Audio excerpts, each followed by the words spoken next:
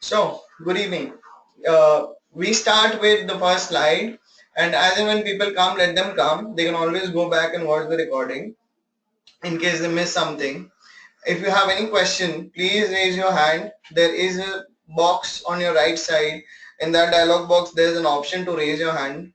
If you want to ask any questions, type on that questions box and type your question, and I'll be chatting with you if needed by text also. And you can always see my screen. You can see my screen. There's a slideshow running. You can see me over here. If you don't see me in between, don't get scared. I'm not going anywhere. I'm just switching on my camera for that moment. So here we begin.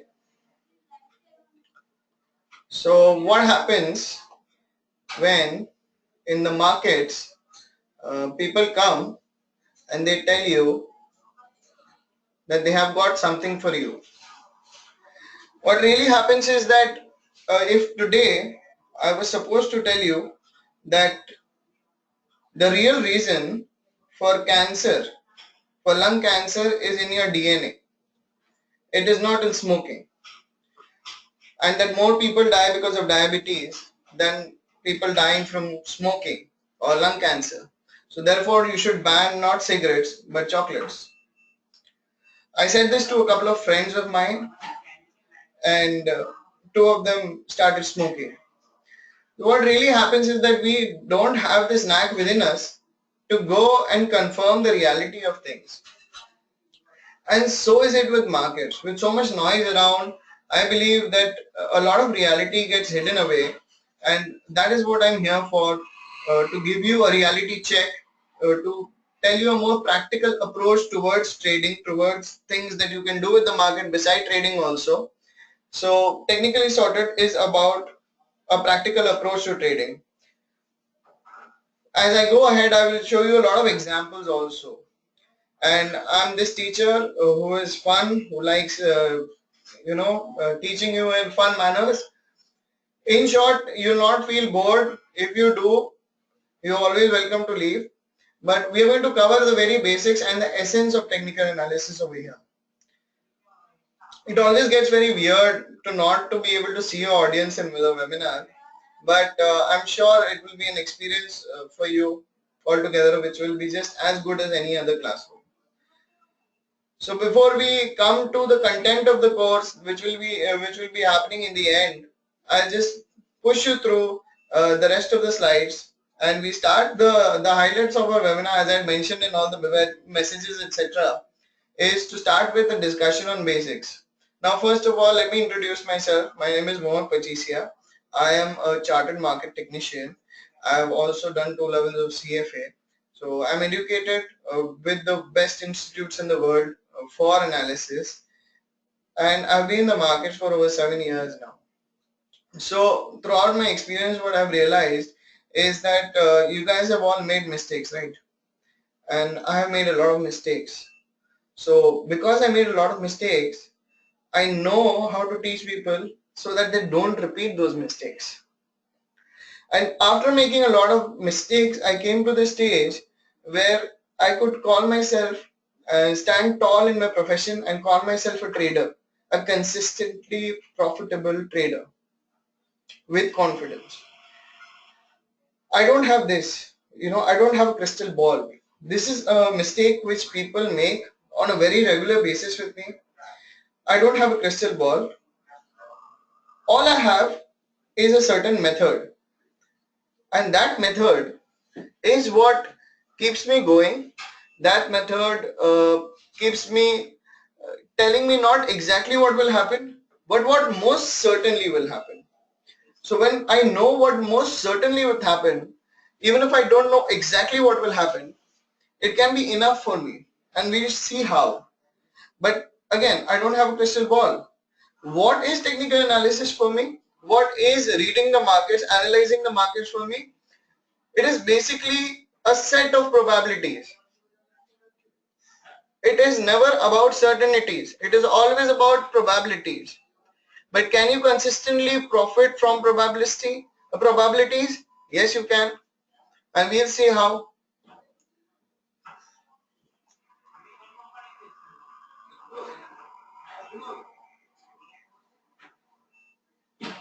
Okay, now let's discuss what is technical analysis and how it is different from fundamental analysis.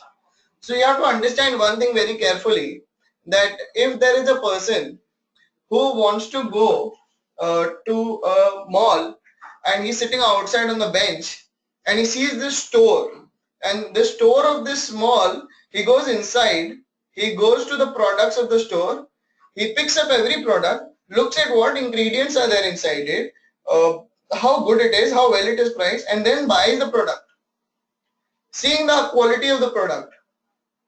That guy I would compare to a fundamental analyst. Whereas another person sitting outside on a bench of a mall, he sees a lot of stores in front of him and only sees how many people are going to which store. Just sees how much demand is in which store without even looking at the product. That guy I would call a technical analyst. So a very clear difference between fundamental analysis and technical analysis should be there, because the purposes of the two are completely different. The thought process behind them are completely different. The school of thought is completely different, and the way you look at it is also completely different. One and the other are not apples to apples comparison. We'll come to more of it as we go ahead. So a fundamental analyst does something for the long term, as we've always heard. What does he do? He does qualitative research. A fundamental analyst would do qualitative research. He would go look at balance sheet, look at financial statements, look at ratios, a lot of other parameters that adhere to his studies of fundamental analysis, and find out that what he is looking at on the screen, is that price a lower value than what it should be. If yes, then he would go ahead and buy it. If no, he would say this is overvalued, and probably this could be a later buy later, or probably it can have some future value. What would a technical analyst do? A technical analyst won't even look at the name of the company.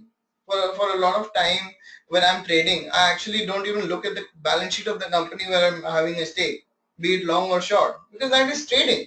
I don't even care about the full form of the name of the company, because that's trading, because that is technical trading. And what happens with technical analysis, that if a technical analyst looks at a price and sees it is going down, and at the same time his friend, a fundamental analyst, looks at it going down, he says this is undervalued, this becomes a buy.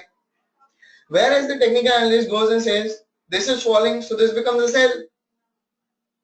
Now what is the difference? The key difference is that a fundamental analyst time frame is completely different. A fundamental analyst may be in for a decades game. What about technical analyst? A technical analyst game may be much shorter. I can have an intraday chart, an intraday trading setup, and I can trade that. So the time frames are different. The school of thought is different. Fundamental analysis is more about quality buying, long term, mostly long term. You can have short term also. More towards the news, more towards the facts and the information.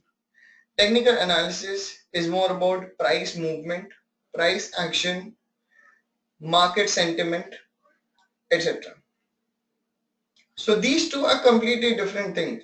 So there is, when people go and they criticize a fundamental analyst or a technical analyst, there is no need of criticism. A fundamental analyst should always think in a way that, okay, if I have to buy a stock for 100 rupees, I'm going to get it from the exchange. Tomorrow I may get it for 98 or 95, that's no one, but I want to buy it at 100 rupees. An exchange is only a place for me to go and buy it if I'm buying for the long term.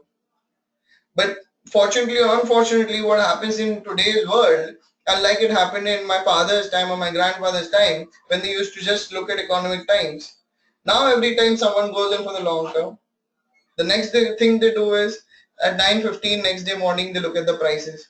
So if they're looking at the prices 9:15 next day morning, they are getting affected by the price and not by the quality. And then a technical analyst comes and tells on TV, this stock is a sell. And when he says that is sell, you get scared and you start looking for supports. And if those supports are taken, or if that sell signal did not work out, Then you say the technical analyst is bad. And if it falls further, the technical analyst will say, why did you invest right now? You could have waited a little bit more. If you're buying something for 100 rupees to sell it off at some time for 600 rupees, it's a different thing. A technical analyst is selling for a 100 rupee thing to get something like a 97 rupees or something, or maybe 94 rupees, 92 rupees. So there's a wide difference between these two things. One needs to understand that. Moving on, exactly, the noise in the market. There is so much noise in the market that one needs to be very, very sure if they are clear about what they're thinking and if they're clear about what they want to do with what they're thinking, right? Now, you often see that every time someone is on one side of the market and a lot of people get into one side of the market usually reverses. It is a very common phenomena I have personally come across. Like every time people have become very bullish, market becomes sideways, choppy, or actually reverses. And every time people become very bearish. It is without even looking at the charts, you can have a intuition that probably yes, we can bottom out very soon because the sentiment is so bearish. And why does this happen? This has got nothing to do with any operator, any market maker or anything. It has everything to do with your psychology. If you can understand the pull and push of price movement, the places where people are getting the most biased or the most extreme places are exactly the places where a lot of people are doing the same things. So if a lot of people are doing the same things or intend to do the same things, the market shows the same thing to them at the same point where exactly is a similar place where they have taken their positions or put their mind into that analysis.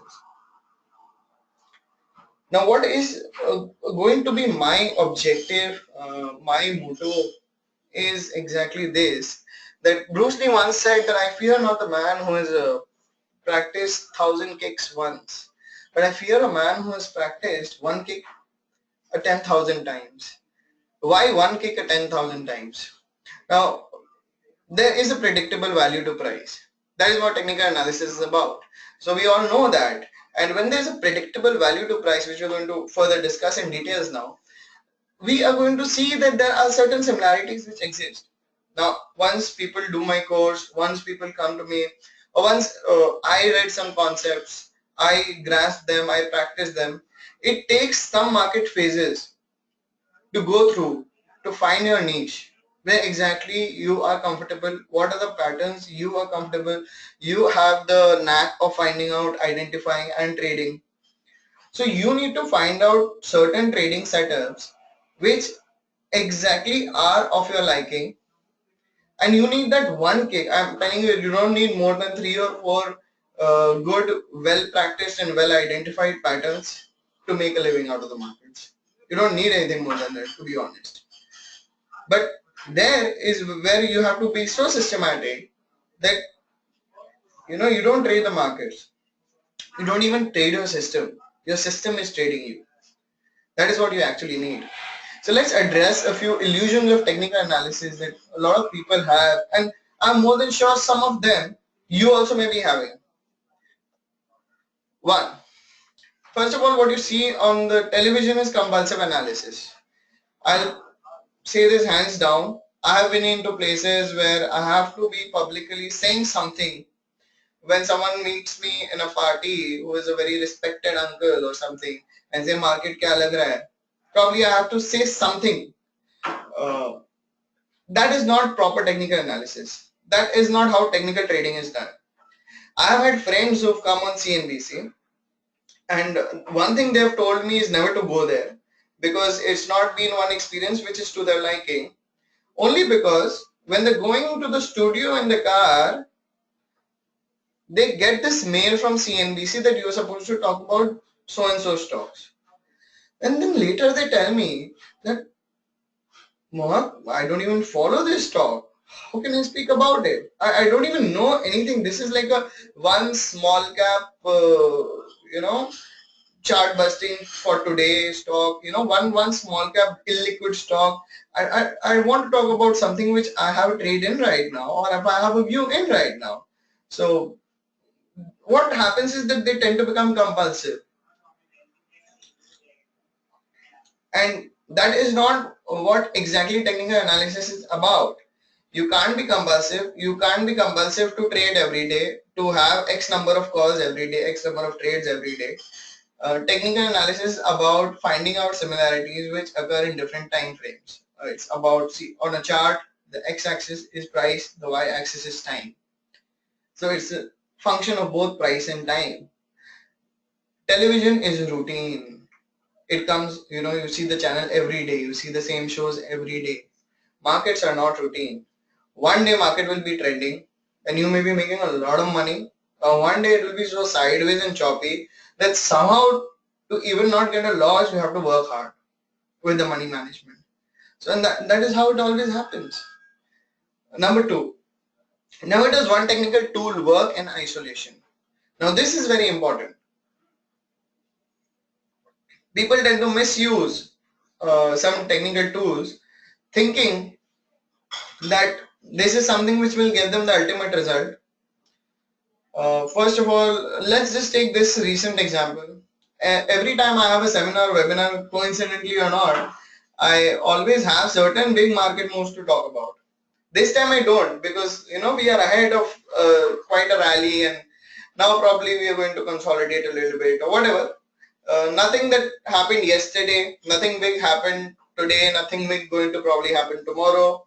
So what happened in this entire run-up was towards the last part of the run-up, I saw a lot of people talking about one indicator called the RSI or some momentum indicators and saying that the market is very overbought.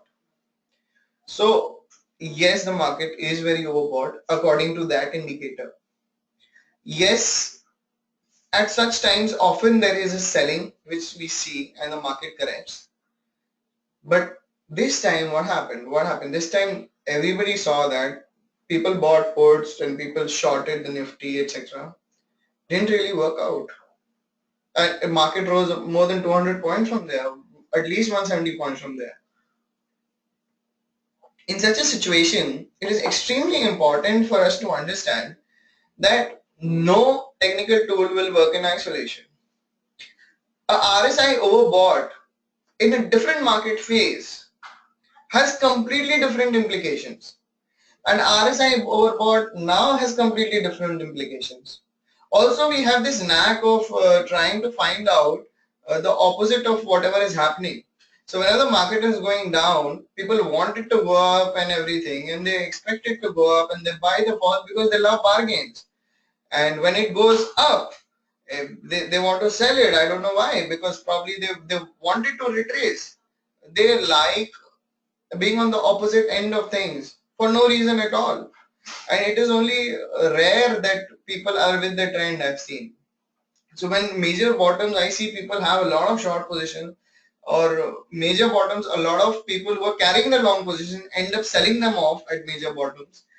And this is a very common phenomenon with a lot of people.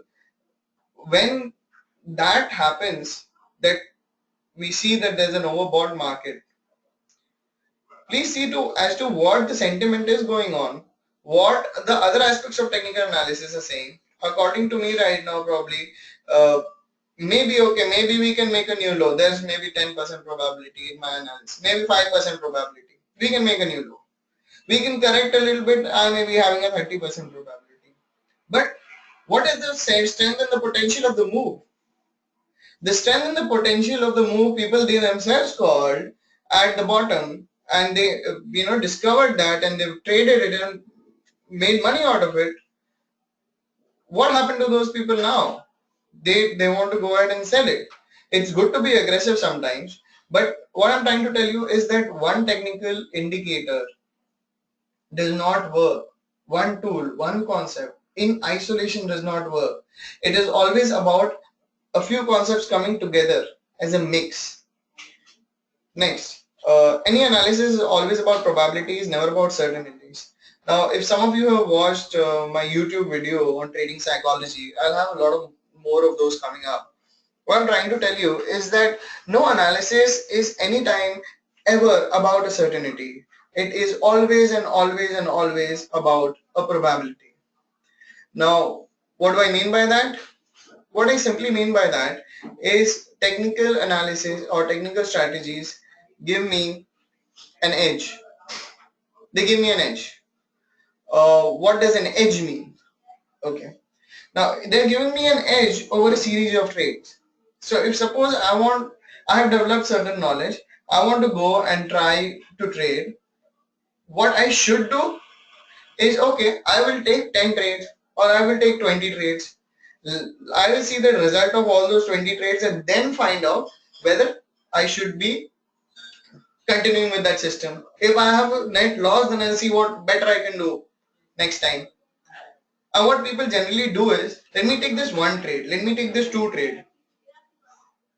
If this one trade works, then whatever I have learned is everything for me. If this one trade doesn't work, then the entire subject is not good for me. That is not the way to do it. It is always about a certain edge over a series of trades. And what does edge mean? Simply, what does edge mean? An edge means a greater probability of something happening over something not happening. That's all what edge means. And there's always a probability. Even fundamentally, people call so many things. I saw this recent WhatsApp or Facebook post. It's a very nice post. If people did not know the name of Suzlon, they would never buy the company looking at the balance sheet. So someone just posted the balance sheet and the number, and it had so many losses and this and that, continuing a degrowth and all that. And anyone would not buy it looking just at the balance sheet.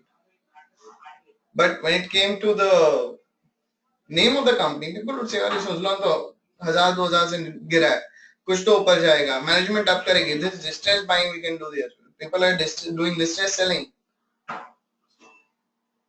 So they can go wrong. They have gone wrong because throughout the time it came down, people wanted to buy it, thinking that probably it would go up again. For example, Hindustan Unilever. Of course, I respect every aspect of the fundamental analysis also, but there is a price to earnings ratio. First of all, price to earning ratio is more technical in nature because it includes price in the numerator. When it went up, I saw a lot of, throughout my career, this is one stock which is given good returns, just like Tata Motors and likes. So these fundamental analysts have always said that P is too high for Hindustan Unilever. It's always too high. Then it goes up and up. They say P is too high. Then they say P is too high. And then it just keeps trending up. I could just make a trend line over there and say, okay, we're going to follow this trend line. But a fundamental analyst can be wrong over there. Because P is continuously going up and the price is going up too. So P being higher is not doing anything to the stock to make it correct or make you to be a good decision to exit the stock. So there's always a game of probabilities. At the lows, probably I would be selling till probably the market bottoms out. I may have to even take a small loss in case I'm in a short trade while the trend changes. But a fundamental analyst may be completely correct because he's got nothing to do with timing. I have got to do with probability more because I have got everything to do with timing. So I need to be a little more precise, a little more accurate. Also, as a technical trader, I am on leverage. So I trade about any time 5 to 10 times of the money what I'm investing in the market. So I need an accuracy, a certain level of accuracy. And I have to understand the fact that it is every time about probabilities. Because otherwise it will affect my psychology. Otherwise I will not be able to trade smoothly. Otherwise I will talk myself out of good trades. I will not follow the targets. I will not follow the patterns. I will get bogged down by a few losses. So I have to understand it is always about probabilities. And they are tested. I've done it. I've had a streak of 4, 5, 7 losses. After that I have humongous profits. Because the market phase was like that. Well, that's happened once or twice, but in general, if I have a series of 10 trades, there is possibly no way to tell which ones will work, which ones will not. But my system is strong enough that I can confidently say that roughly 7 to 8 of them will work. They will work out, they will reach their targets. So I have to think about a series of traits. I have to think about a series of traits over which I have an edge. An edge meaning that there's a higher probability of something happening over something not happening. And so is it with any good analysis, even good fundamental analysis is also about probabilities, about certainties. So it's not an example we just say. So it could have gone up, not saying that. It's always about probabilities. Bias analysis is not analysis, number 4. So when people say that they have this talk, the first thing, the two reasons why even analysts have to give disclosure on television. One is if they own a stock, they already have a bias. And the second reason is that probably if they own a stock, they're more convinced about it. Now, what is a biased analysis? There can be two types of bias analysis. One is that you already own a stock, and because you already own a stock and you want it to go up, say you're long on something, you want it to go up, your mind is biased towards that going up. Every time, and now it is falling. Suppose it is falling, and you try to analyze it real time, and you say, okay, this is falling. Now every time it is going back up, the intermediate corrections in between the fall, those small corrections. So every time it goes up, your mind gives more weightage to the fact that it is going up. Every time it goes down, you tell yourself this is oversold, so it should go up. It is oversold on the hourly chart, it is oversold on the daily chart or whatever. I've been short on stocks which are so oversold, but only because of the pattern, they again gap down the next day. So overbought, oversold is not, but it biases me, right? One more type of bias analysis can be that I'm in a group, sitting in a group of people, and the market is going up or market is going down, and everybody is either very optimistic or very pessimistic, and I have the position on the opposite side. So when the market is going down and everybody says bad things, I try to keep away from people because they love cribbing, they love complaining, and they love crying together. So when all that thing comes together, you lose the sight of when the turnaround will happen. And since I stopped doing that, my trading has improved like anything. So whenever in bearish times you will see I'm not there. Not because I'm sitting with long, because I'm waiting for when the market will reverse.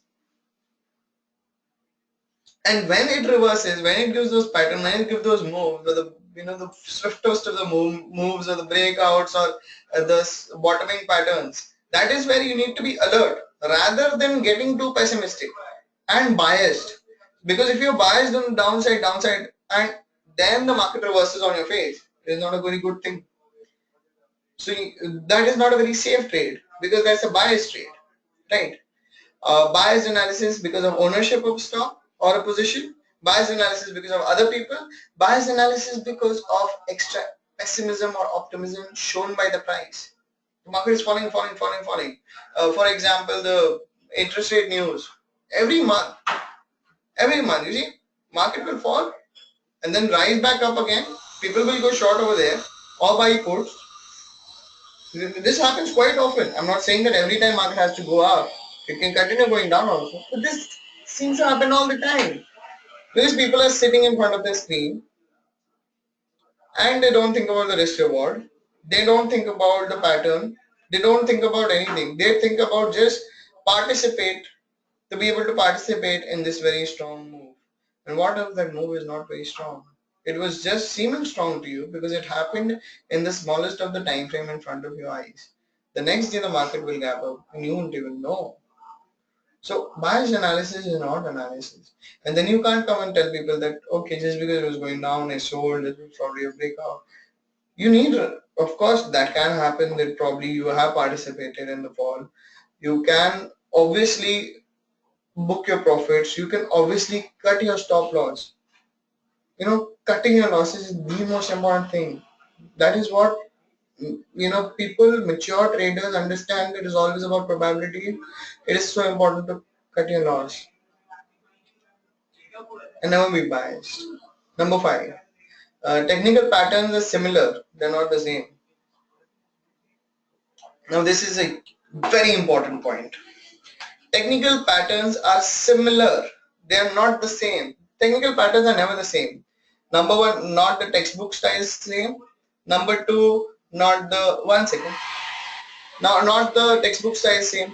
Number two, not two patterns are same to each other. They're not like stencil one upon the other. In rare cases there may be, but they're not like stencil. They can't superimpose on each other. They just are similar.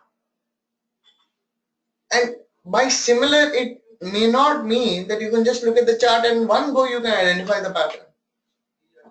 It is not that easy. You need to match the characteristics of chart A and pattern A, which happened a week back or 5 months back, and you need to match it with another chart B, which is happening right now.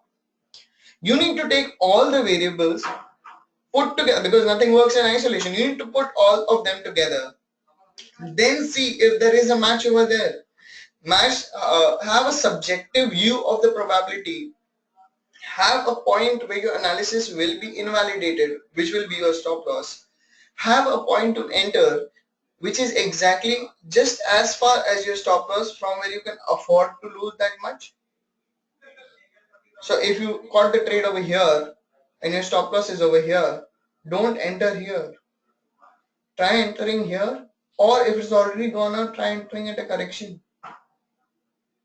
Don't screw up your risk rewards, because patterns will never be similar.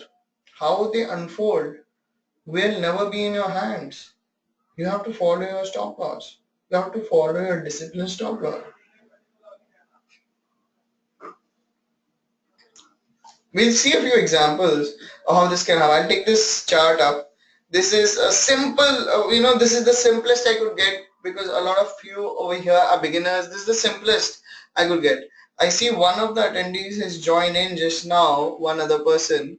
I can't identify the name. However, I'll just give you a small brief of what was the last point I was saying. The last point I was saying is that while clarifying the different misconceptions people have of technical analysis, I was on the last point telling people that technical patterns are similar. They're not the same. Before that, a few points were that the analysis shouldn't be biased, analysis should be clear. Technical tools never work in isolation. It's always about a mix of a few things. Number one, the television is compulsive analysis, which is actually not analysis at all. Analysis is properly planned trades, right? Technical trading through technical analysis, properly planned trades. Coming back to the fifth point, patterns are similar, they're not the same. They never are stencil-like. They are similar. So I have taken the simplest possible pattern over here, which, because I know a lot of you are beginners over here, and this is just simple कि नाम से ही पता चल जाता है, double bottom pattern, and this is a very stencil like textbook style layout of the pattern. Now when we see it on the real chart in real life, it seems not exactly like this. It can seem something like this. So this is a double bottom and has well achieved its target.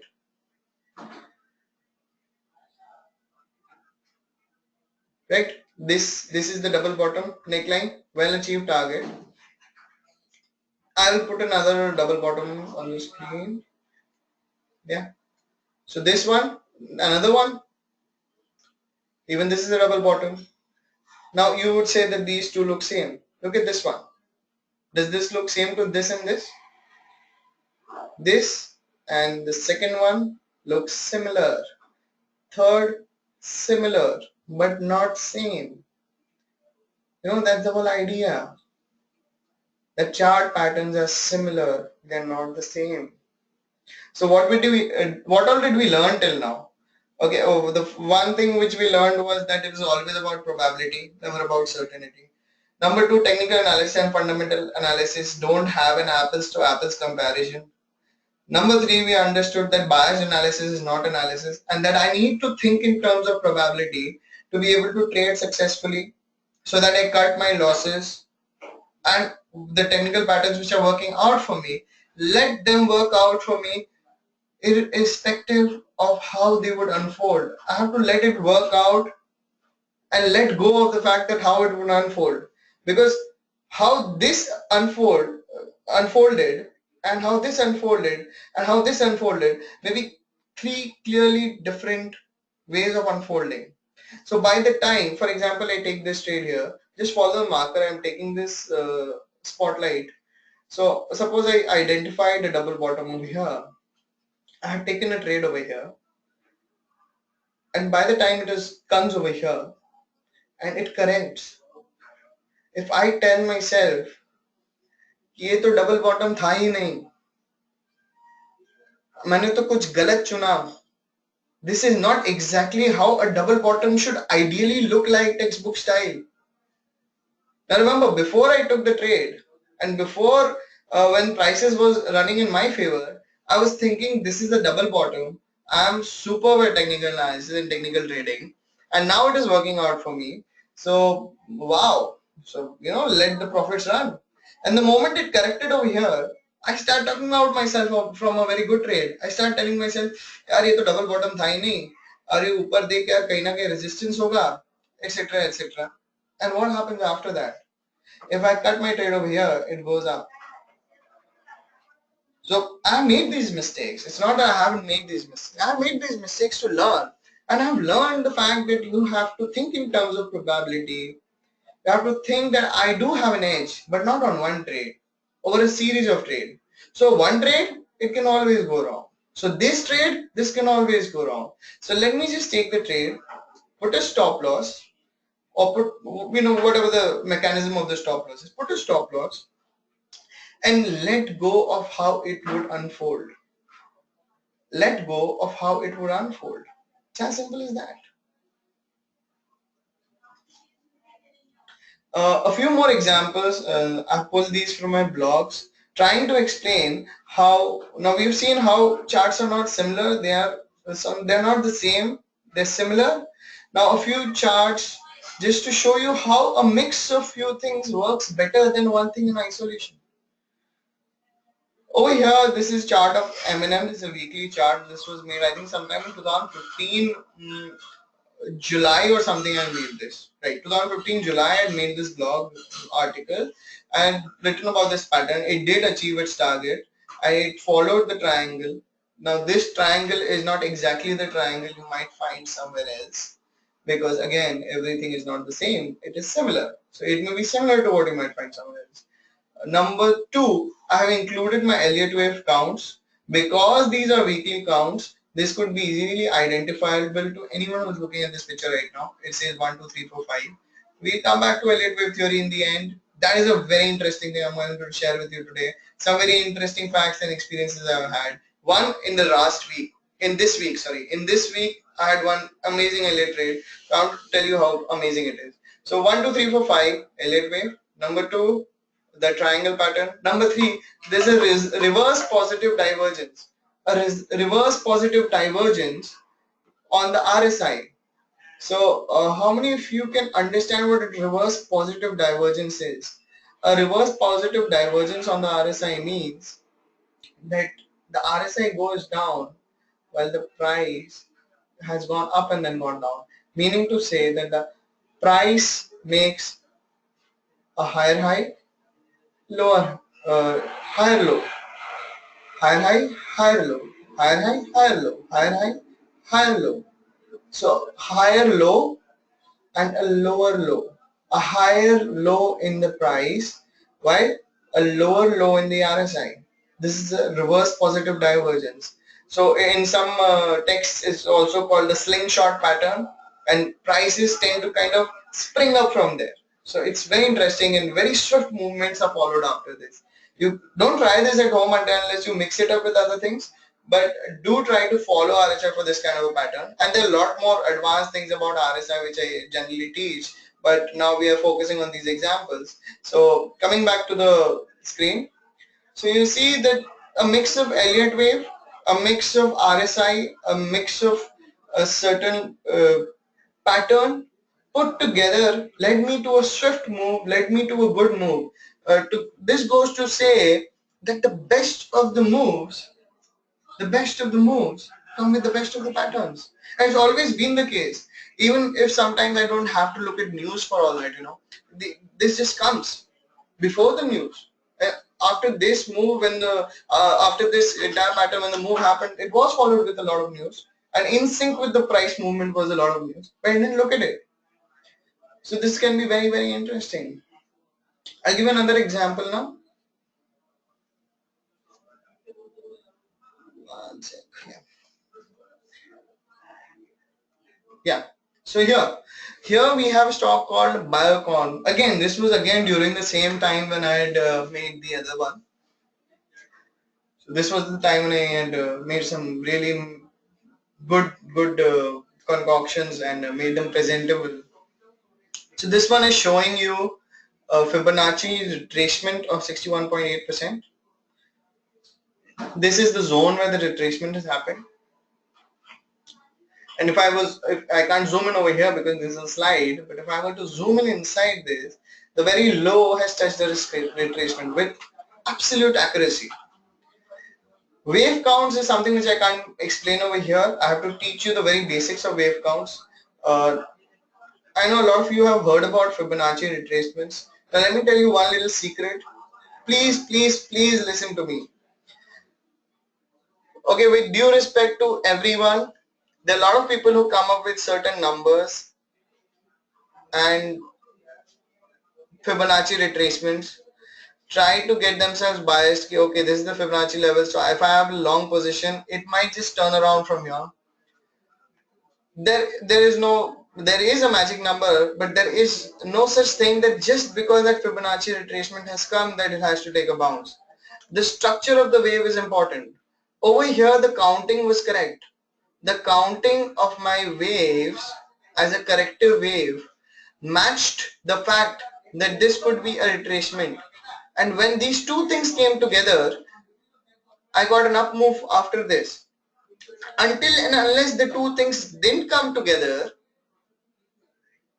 I would have ignored this retracement point. Because throughout I've made so many retracement points, and many of them actually come and the price actually sits there. But if the wave structure is not matching, it is of no use. Even in the Elliott wave theory, the most classical works of Elliott, he mentioned number one, price structure, wave structure. Number two, retracement. And number three, time retracement. We have so much information, we have such weird looking A, B, C, X, Y, W, Z, so many on Facebook, this, that. People have forgotten the fact that they have to stick to the classic. Just like the movie Dangal, you have to stick to the classic things. You have to stick to old style. You have to stick to the originality of it. Because without the originality, there is no accuracy. And the originality says that first look at the wave structure, then look at the retracement, then look at the time retracement. I don't even know how many people look at time retracement these days. Anyway, so I had the trend line, I had the retracement, I had certain bullishness after the retracement following it. So I was pretty confident that somewhere over here we have bottom from this correction and we are going to continue to go forward. Now everybody knows what Biocon is, the price of Biocon is. It's multi-bagged from those areas. But this was a very interesting thing. Once I remember just with Elliott, there was a new launch of IPO, NBCC. And after the IPO came out, it never went up. It actually came down. It corrected. And I counted waves. At that time, I never knew what the full form of NBCC is. I still don't remember properly. And that is one stock which gave me about 9.5 times. I am still holding some shares. 9.5 times within just 8 to 9 months. Only Elliott wave theory, because it showed me the most powerful of the powerful move in the wave structure. But for that, a lot of practice is required. So for that, first learning, then practice. The essence of Elliott, the essence of Fibonacci is there throughout in this universe. I had to actually cut down and make it less number of slides because people always complain that it always goes beyond them. How 3 and 5 make a ratio of 61.8 is, and how the Fibonacci series and the numbers. But a lot of people know this, that the Fibonacci series, the Fibonacci numbers exist all throughout in creation, in universe. So God's hand is always there at work. And also that we have, inherently as human beings, we have the touch of everything which is there in the creation, and that plays out through mass psychology in the stock market. So if the ratio of the shape of a golden spiral in a tycoon or a snail or a leaf is exactly the same as the ratio I see on price, it has obviously got some significance to it, and it has been seen repetitively. Repeatedly it has been seen. This is one of the biggest moves I had captured through Elliott. It surely did take me to another level. A very simple this thing. I don't know why people post so many things on Facebook. Why don't they come up with this? This was 2013 and 2014. 2013 somewhere around August, September over here, and this was towards December, and this was 14 Feb, 4th Feb 2014. So over here I got this bottom, and that February I started going to another level altogether. This was before Modi ji came. These were the Modi ji day moves and all that. And how I got this move?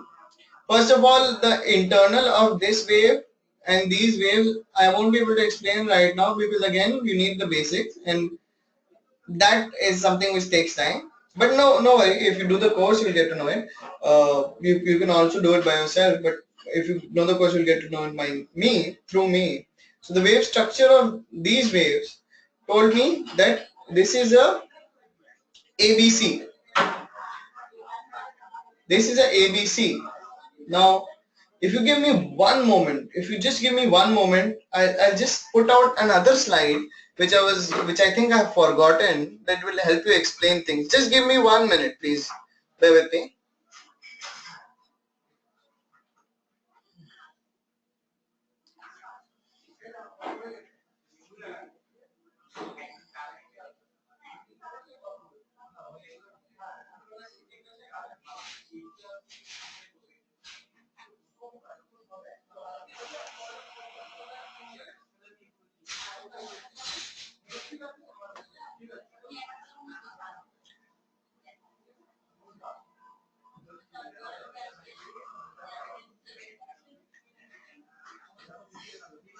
Just 1 moment, guys. 1 moment.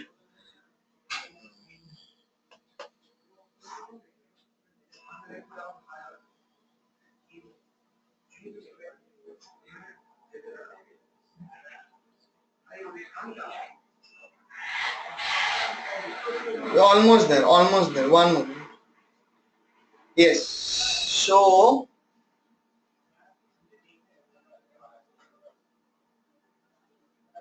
right now everyone can see my screen, correct? So let's talk about Elliott wave theory. Just a little basic about wave structures. Sorry, I did have that slide in between. I don't know how it got lost. So this slide to tell you that what did Elliott wave theory, where did it start, what does it mean, what is the basic essence of it. And believe me, once you come face to face with Elliott wave theory, when you practice it, when you really practice it and see how charts are actually looked out, you will take it to be the grandfather of technical analysis. I'm not saying that Elliott wave is, or I am the be all and end all of this subject. No, there are a lot of roots to it.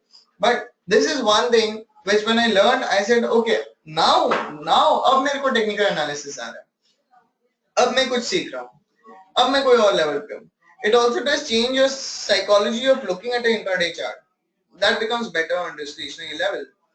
Anyway, so what is Elliott wave theory? What are the basic? The basic is that everything in creation is also seen prices on a similar pattern.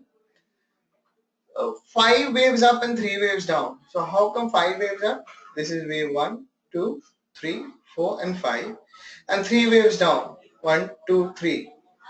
Now many people would understand that why 5 waves up and 3 waves down? Why not 2 waves up and 2 waves down? Why not 1 wave up and 1 wave down? I'll tell you why. First of all, this is because any progression with fluctuation, any progression with fluctuation can only and only happen,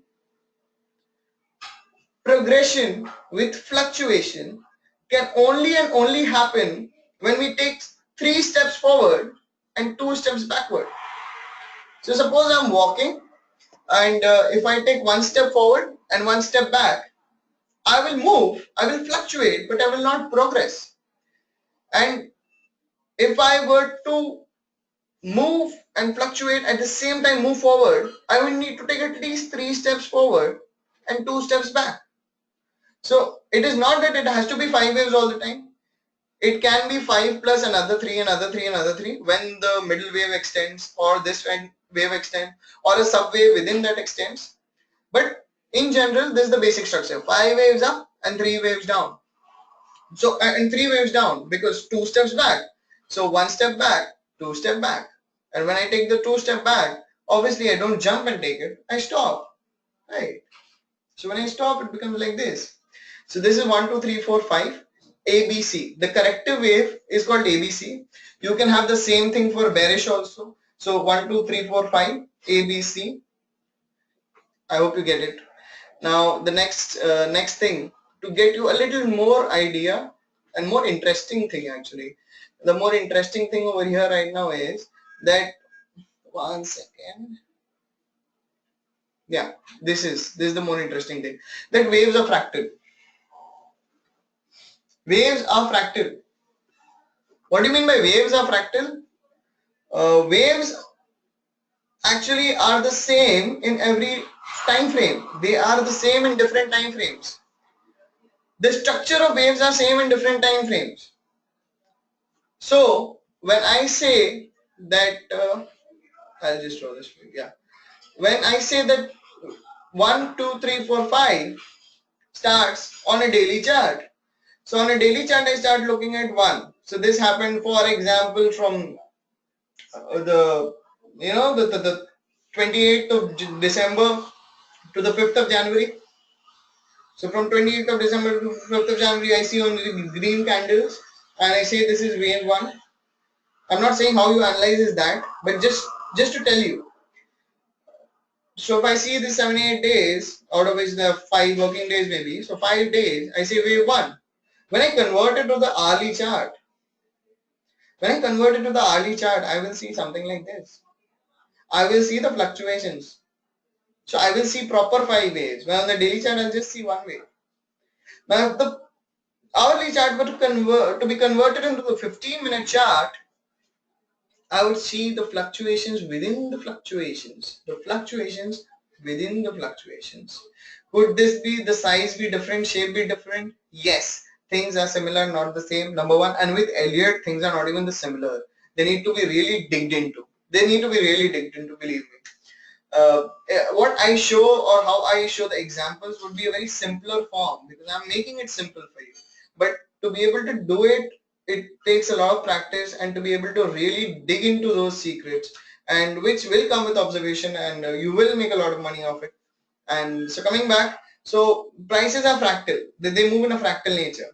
So when I say that this is a 2, obviously on our early chart I will see a ABC. When I say this is a A, this is a bigger A. Say by the end of January we are over here, and then we see a fall. I would say this is the bigger A. So I would say a bigger A would be 5 waves, and a bigger B would be 3 waves, and a bigger C. Now this is a downward movement, but it is taking the shape of 5 waves. Why not? Because it is a part of a bigger corrective movement. Correct? So now coming back to the slideshow,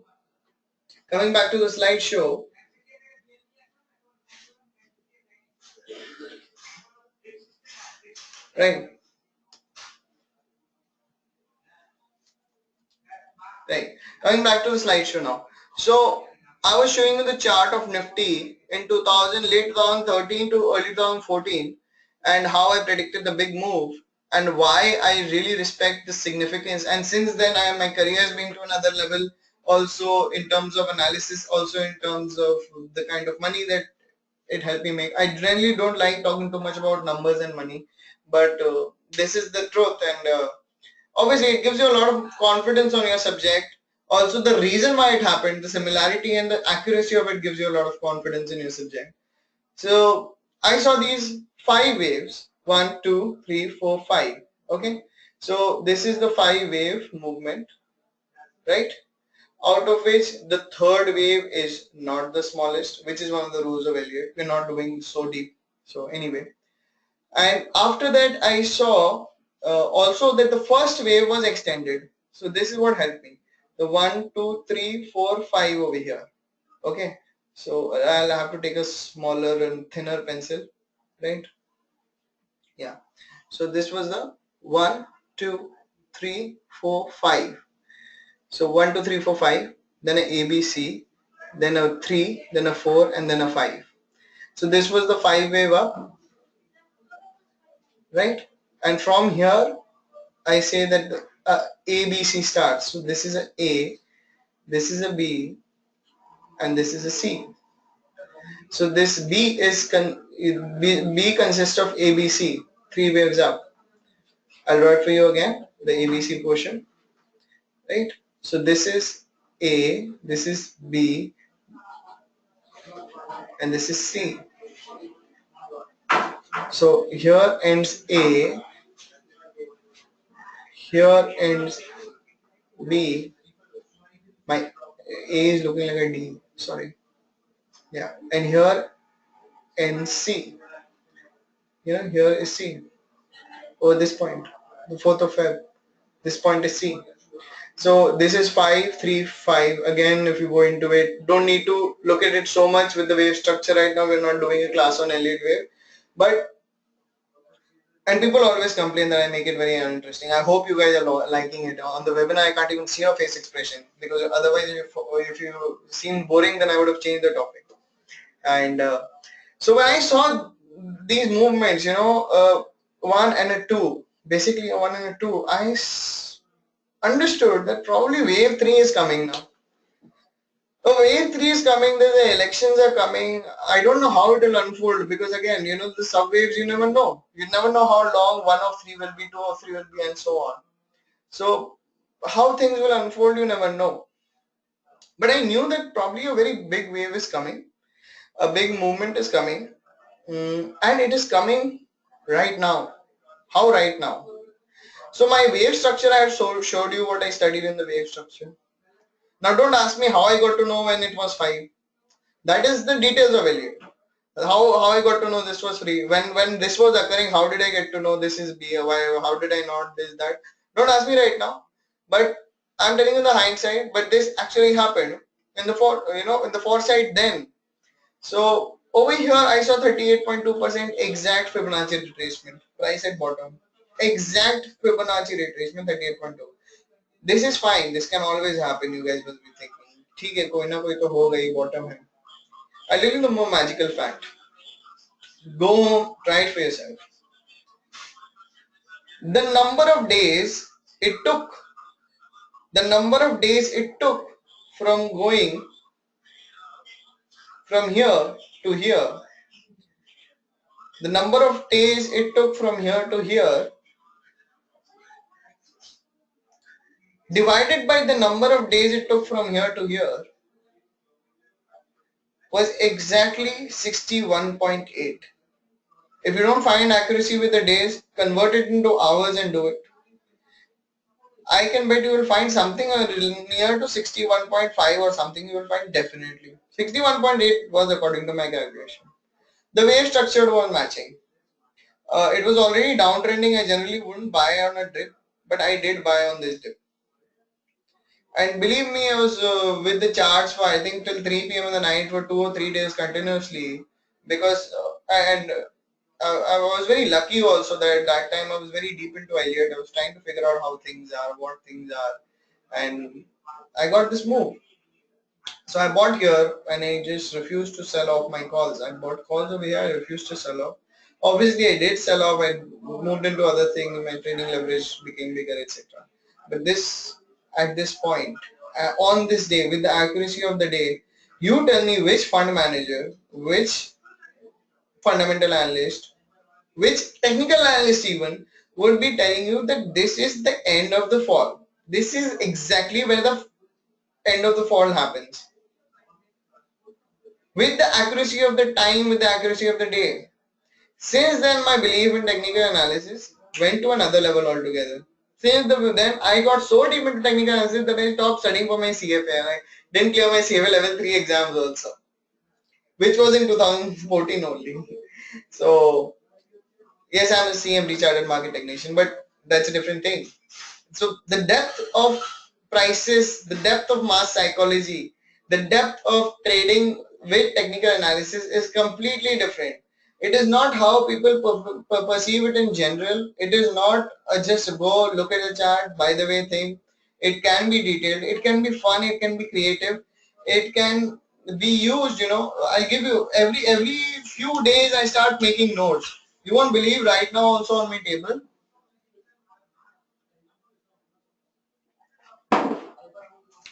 whenever I take trades, I keep making, these notes and all. Can you see this? One second.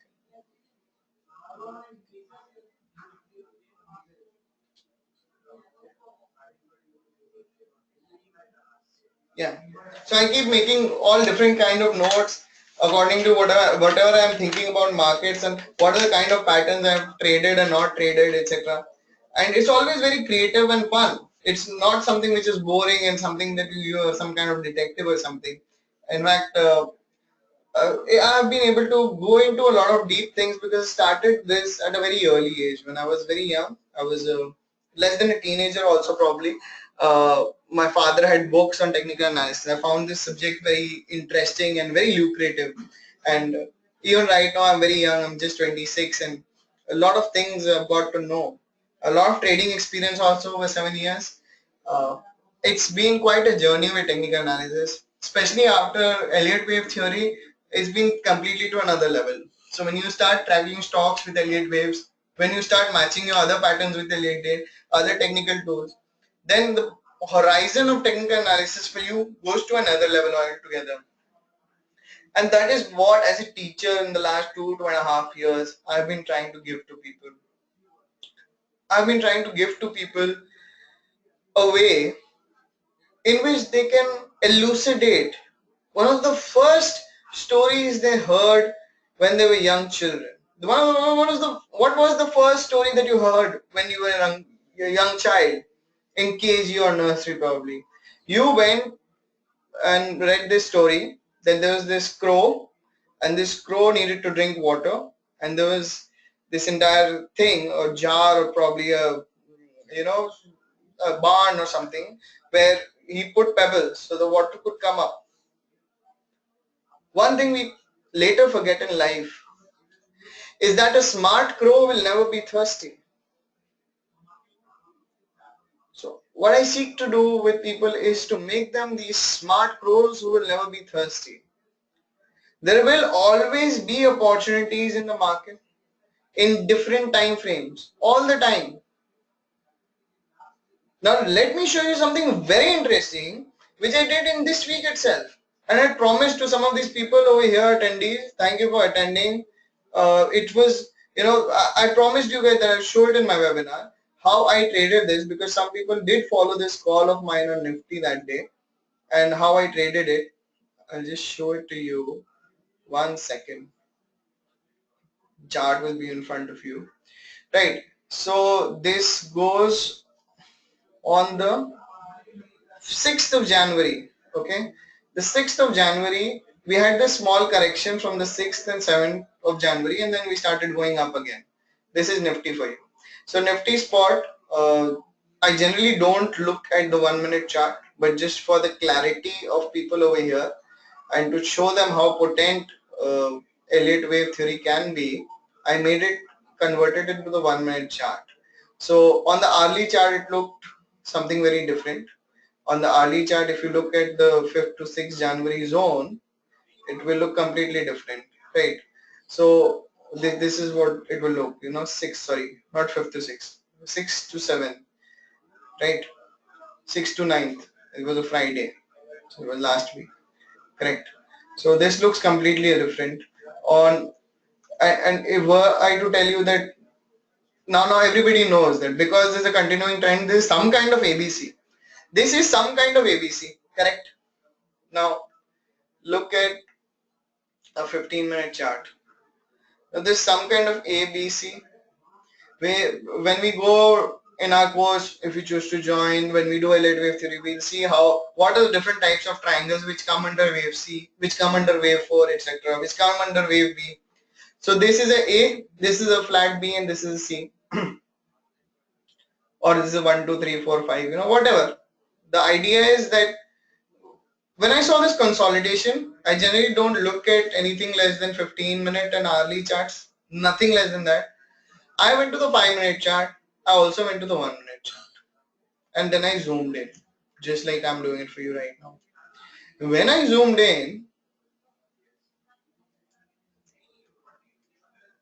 I saw that there is a significant correction happening. And after correction, we are consolidating. After consolidation, we can either go up or go down. Where else? Right? Prices expand, they contract, they expand, they contract. Like for today and yesterday, probably we could say we are contracting. So the price fell, and I inferred this. Let me take out my highlighter.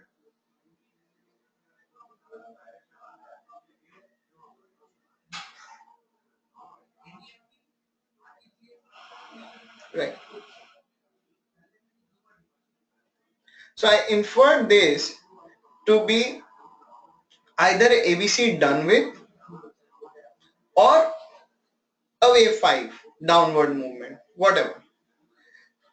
After this, I could see that there's a 3-wave up move with a truncated 5. Let's not go into the detail. But I could see that this is the last high which I could see, right? This is the last high I could see. Now I'll go a little more deep.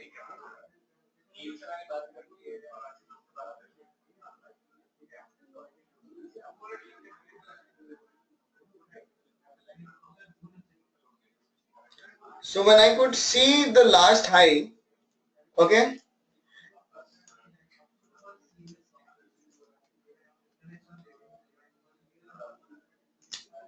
sorry, I have to go to 6th. Extremely sorry. I apologize. We were looking at the 6th of January, and because I zoomed in, it actually got me further ahead. So I'll go back to the 6th of January and explain to you. Right? Yes. So here we are, 6th of January. Yeah, this is the movement. So this movement over here, I saw that we have some sort of down move. Now either that is this entire correction is over, or we still have some more to go. So when I saw this and we saw consolidation, so what happens is we tend to think that इसके ऊपर जाएगा तो फटेगा, इसके नीचे जाएगा तो टूटेगा. It's not always like that.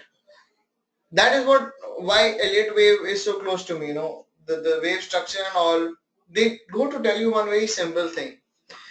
Markets don't move in squares and boxes.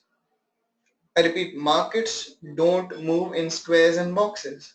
So when you have a lot of classical patterns which try to tell you that this is a rectangle, so this will be a stiff rectangle, this will be a stiff triangle, or whatever, stiff support line, stiff resistance line, it's never like that.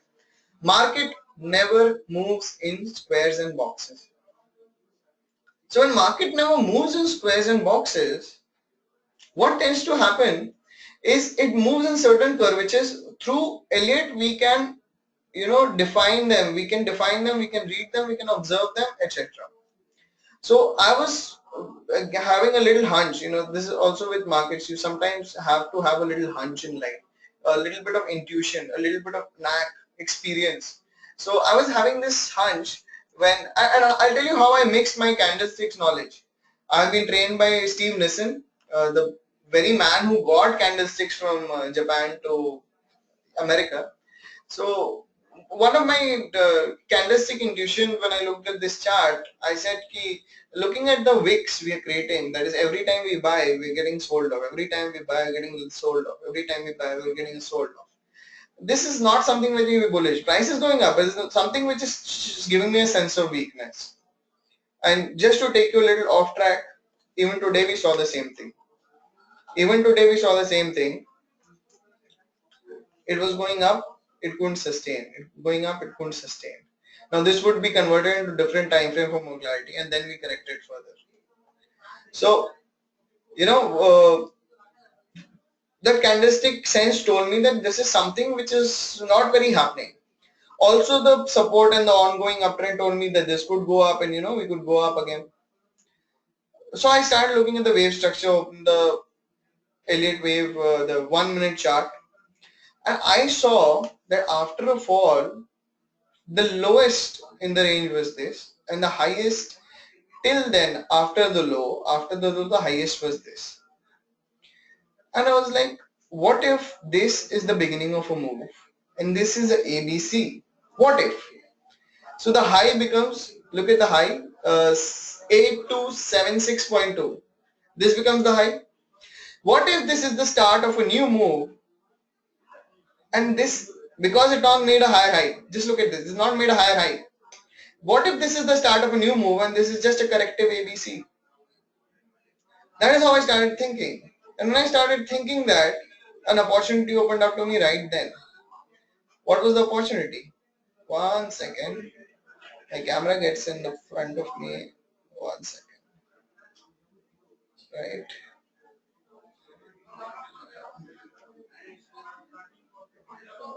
Yes. So when I started thinking that this is the beginning of a new move and this is just an ABC, then probably we are going to go further down and we are not going to go above this. If we go above this, this becomes a buy.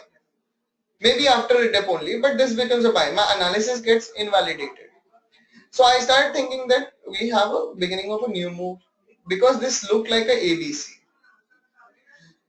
Then over here I was like waiting, if this goes and breaks out from here with volumes, what will happen? I was looking at this part of the move and suddenly I saw that what if I was here, with the price was here, I was like, let's do one thing.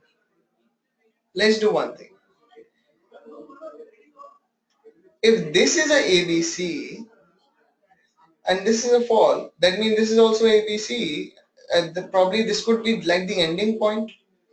If this were to be the ending point, you generally don't get this kind of thing every day. Some days you do, very lucky days. And what if this is the ending point? So what was my stop loss? Over here my stop loss was hardly 2 to 3 points when I sold. So I was like, if this goes above this, I'll stop out. But I will try to sell here. This is also the top part of the range, but I don't generally bet within the range and preempt where it will break out. I generally don't do that until unless my wave counts are clear. So this high was exactly 76 and this high was exactly 70.2. And I sold somewhere around here. I saw it going to 76, but it didn't make a higher high. And then a fall started. And when this fall started, I added to my position over here. And I played it intraday. So just trying to tell you how fractal waves can be. We saw something which happened all the way, we saw something which happened back then in 2014 on a daily chart. And then we saw something which happened right now. So they're two different things altogether. And how fractal things can be. So that's enormous, that is something which is very astonishing, which is very inspiring and which inspires us to do more and to be more observant of the markets. This is one of the concepts of technical analysis which I specialize in. Obviously I specialize in candle, I specialize in momentum and other aspects. But without this, the essence of human understanding and mass psychology is not present. Without a depth of technical analysis, I'm not saying, see, people tell me that हमको बस उतना ही technical analysis सिखाइए जितना हम जिससे हम trade करें, हमें वर्केबल नॉलेज दे दीजिए. I do understand trading model should be simple. Trading model should be as simple as possible. Excuse me.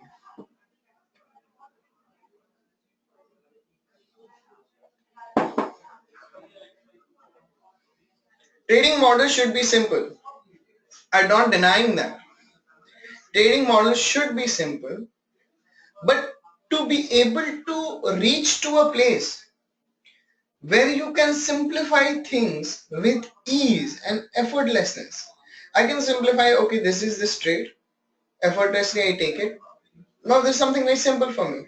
That comes after a lot of practice and going through a lot of concepts and finally spending time with concepts and finally finding your niche in some concepts, your expertise in some variables, some kinds of trades. Now I have students who have XYZ kind of trades. I have ABC kind of trades. We both have our own specialities. So I try to open up the entire thing in front of you from where you can do your best observation, practice what you're not good at, uh, and trade what you're good at, and do it consistently, do it again, repeat, cut your loss, let your profit run, try and manage the money, manage the risk, manage your trade, develop a system. See, first comes observation, prices, then comes mixing it up with concepts, and then finally with mixing prices with concept and price movement comes out a trade design where you, okay, where you know a point where your analysis is invalidated, you know a point where you will enter the stock, you know a point where you kind of get the target and the move is done with and everything. So when you have that edge with you over a series of trade, you end up making profits. It is that simple. It is not difficult. I can have a losing day. And by the way, let me tell you one thing. I'm not one person who would go and tell you that you will never lose money. I never tell anyone that I have not lost money. I have lost money in my starting days, and I still lose money some days on trades, and it's completely fine. But right now I have this resilience and this habit of staying calm irrespective of profit or loss, because I know for a fact that someday I'm going to get back profits also. So it's not even something I really worry about. Earlier, what used to be like losing a fortune for me is now my stop loss for one trade. Earlier, what was like a fortune loss for me is now a stop loss for one trade. So one need to really understand that if you found your niche, if you found your path, then you can follow on. But to be able to find your path, you don't look at a subject from far, then don't judge a subject from far. Don't try out only a few things and try to take out the inferences. Don't just go and scratch the surface. Go deeper, look deeper. People like me, I'm there to show you that and give you that awareness of how deep and accurate things can be, how systematic they can be. And once over a series of trades, you have developed your edge. When you have developed your edge, you go and you trade with it. You do your mock trading, you do your paper trading, all said and done. But the proper trading with money, with real money, is something which consistently very few people can do, fortunately or unfortunately. And what would make you different is your strength of your convictions. Someone asked me, I posted about this webinar in one of the groups, and someone said, everybody comes and teaches about technical analysis. Nobody talks about psychology. I also actually posted a video on psychology, a link to the video on psychology. It is true, people don't talk about psychology, and this is one subject. I'm also authoring a book on reading psychology. I want to tell more about reading psychology to people. But one of the core things which I feel is missing before psychology is the lack of a proper system. People come say हमारा तो stop loss हमेशा cut जाता है. अरे अपने stop loss का basis क्या है आपका? कितना मैं lose कर सकता हूँ? People say कि पैसा तो चला ही जाता है स्टॉक मार्केट में. ऐसे आपने मेहनत कितनी की? I manage money for some people. When they came to me, they told me that हमको तो बहुत डर लगता है, हमने तो बहुत खोया है पैसा, तो इस काम में तो पैसा नहीं है। आई टेल देम कि आप जिस मॉडल से काम कर रहे हैं, मैं जिस मॉडल से काम कर रहा हूँ, is that an apple to apple comparison? No. See it, I'm a little bit into astrology also. I know a lot of people love astrology, the idea of astrology. And if I were to tell you that Capricorns are like this, and Sagittarians are like this, Taurians are like this, I don't believe in all that. Because when you go and look at it like that, you don't ask yourself, are one to the people in the world the same? When you read your weekly horoscope or whatever. So I am more of a believer of Vedic astrology. How it is so similar to technical analysis, let me tell you. Now, again, one planet does not do anything to your chart. It is about all the planets and their different intensity of energy. The best people, the best personalities, the greatest achievers come with the best charts, astrologically also. So this is the entire idea behind mixing a few factors. So you need to get into the depth, find your edge, and start doing it in the right manner.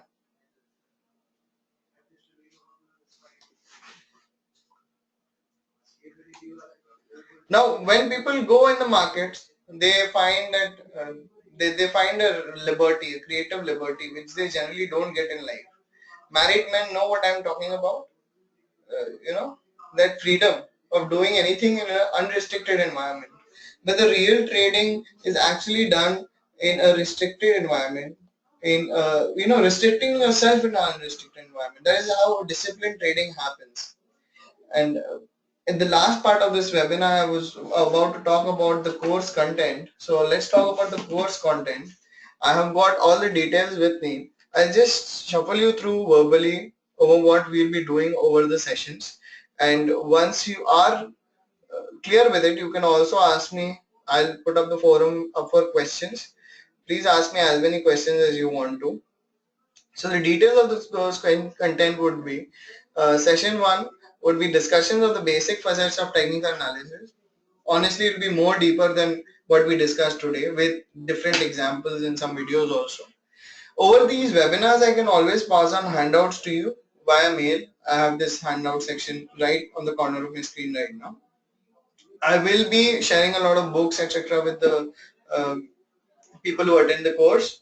Second session we will be doing would be addressing the sorry, one second.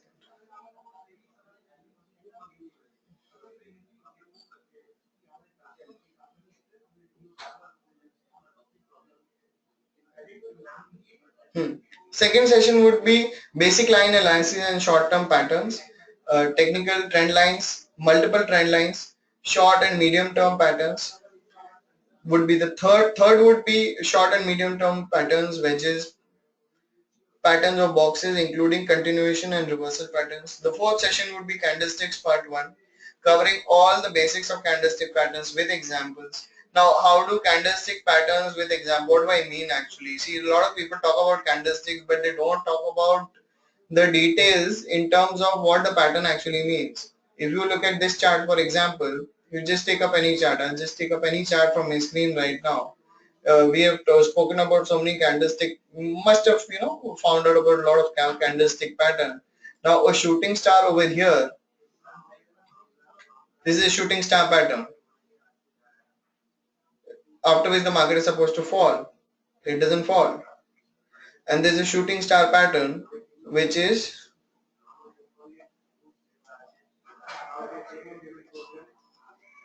over here. The same pattern over two places, after which one market goes up, after which over here market falls, over here market falls. So why there are two things happening with the same candlestick? That can only happen if you go to the depth of candlesticks and understand what is the inside anatomy of a shooting star.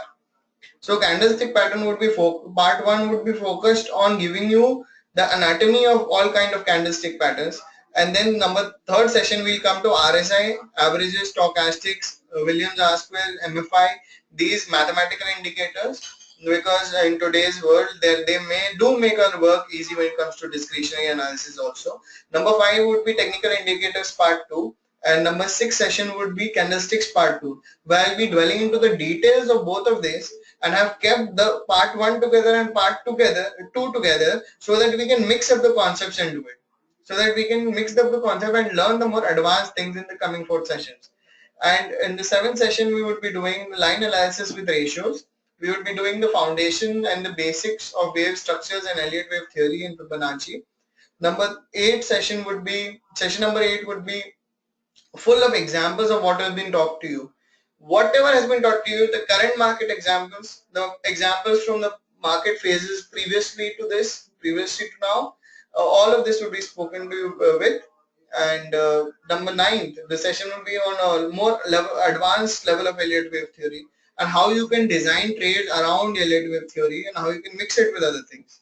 Number 10 and 11 session would be focusing on building the correct mindset for trading, building the how to take out the emotional biases, how to follow a certain way lifestyle. A kit will be given to you over PDF, where you can see what happens is we human beings tend to take the easiest path. We tend to take the path of least resilience. So every time we talk out of ourselves out of a good trade, we tell ourselves, नहीं यार इतना सा profit book कर लेते बड़ा पैसा किसी और ट्रेड में कमा लेंगे या अभी थोड़ा सा लॉस है बुक कर लेते कोई और ट्रेड ले लेंगे अभी मन नहीं कर रहा ट्रेड करने का. We tend to take the path of least risk, and that is why trading psychology becomes so very important. So session number 10 and session number 11 will be focused on not just mixing up all the styles of trading, talking about there's someone like a Virat Kohli and there's something like a Rahul Dravid. Virat Kohli would be a more aggressive trader, and that's what suits him. That's what suits his personality. And there's someone who's like a Rahul Dravid. What suits his personality is more of a slow, steady positional trades, more short trades, more neater breakouts, less activity in the market. See, trading is always about doing less. It is not about doing more. It is always about doing less, not about doing more. Even the clients whom I earn brokerage from, I tell them, please do less, don't overdo things. So you need to find your niche. That exactly, are you a Virat Kohli or are you a Rahul Dravid? What suits your personality? Both will make money only if they understand who they are. If Rahul Dravid starts running too many runs and trying to hit too many sixes, he wouldn't be Rahul Dravid. If Virat Kohli would stand like a wall, he wouldn't be Virat Kohli. So that's how it is. And session number 11, and we spoke about session number 11. Yeah, so this training psychology kit would also be given to you. Section number 12 will be on derivatives. Now derivatives, including futures, options, it is very important, extremely important for you need to know the mathematical essence of the instrument you are trading, especially with options. So we're going to discuss about futures, options. I'm going to get into details with that. We are going to discuss the option strategies, the different kind of option strategies, discuss how to trade options successfully, because that is one place where people can make a lot of money. It's just a very untapped potential in the market by retail traders, I feel. People don't utilize it properly. But especially when it comes to Elliott wave theory, if you can go into the subwaves, and there's some of the trades which I will show you, that I will show you right away, that have made me 4 times, 5 times the money, only a matter of overnight, and how I've been able to time the trade. And using options that can be given fantastic results. So if you know how to time the market, why not options? But how to do it with options? What people tend to do is when they jump into the market with options, think कम पैसे में तो ज़्यादा काम करने को मिलेगा option से. But it's not that easy. And they end up over leveraging with options, and they end up buying the option at the wrong time, both together, and then they wait, and then they don't follow with options. If they decay with time, if options decay with time, one should not only follow a price stoppers, one should also follow time stoppers. People don't include that. So how to trade options in the right manner? What are the different kind of strategy? What are the different kind of ratios for more active traders? That will be very interesting. For people who want to get into full-time active trading, it will be very interesting for them. So these are very lucrative things one can do with options. Number 14, the session number 14 will be about the anatomy of a trading day. Like for example, today's trading day uh, was something different. Yesterday's trading day was something different. Every day the market moves in a different manner. But if you know what generally happens throughout the day, like for example, some people have a rule that from somewhere around 12:30 to 2:30, they don't take trades. Some people are good at taking trades at 9 o'clock, 9:50, 9:30. Some people are good at trading trades at 11 o'clock. So if you know the anatomy of days or generalistic view of how, which market you are in, and here we're going to talk about Indian markets, would give you a very good idea of how to be a good day trader. And that is extremely essential. Number 15 would be the last session, would be the complete wrap up of whatever we have discussed. And we would tell you how to analyze in certain market phases and give you more clarity. There will be a lot of interaction, a lot of doubt sharing. I'm also looking forward to have tests, with people online, offline, and we would to have a very good time. The fee would be per head 12,499, but there are good discounts. If two people join together, that would be 11,499 per head. That's 11,500 rupees per head. And if five people join together, it would be per head 10,999. That's almost 11,000 rupees. So this was it, guys. I have been training for quite a few years now. I have trained good professional traders from the top brokerage companies in India. The top companies with their prop trading desks. I've trained those traders who consistently achieve in the prop trading desks. It's been quite a journey with St. Xavier's College. I have taught technical analysis. With National Stock Exchange, I've taught technical analysis. So there are a lot of things which I have to give to you, provided you are ready to take them. So this will be it for tonight, and we will have our continuing interaction over messages, over emails.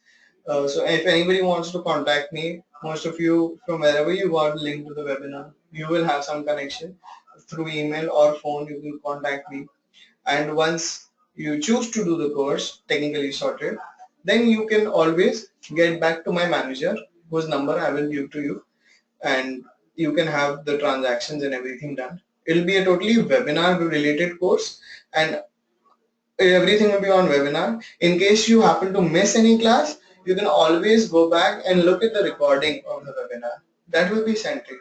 That's not a problem at all. So have fun. I hope you enjoyed it. Do give me some feedback regarding the course, regarding this webinar, and I'd like to see you soon in one of my forthcoming webinars whenever I happen to happen a webinar. Thank you so much for coming, everyone. Thank you so much. Kind of interested people, kind of like you, they keep me going. Thank you for the appreciation. Bye bye.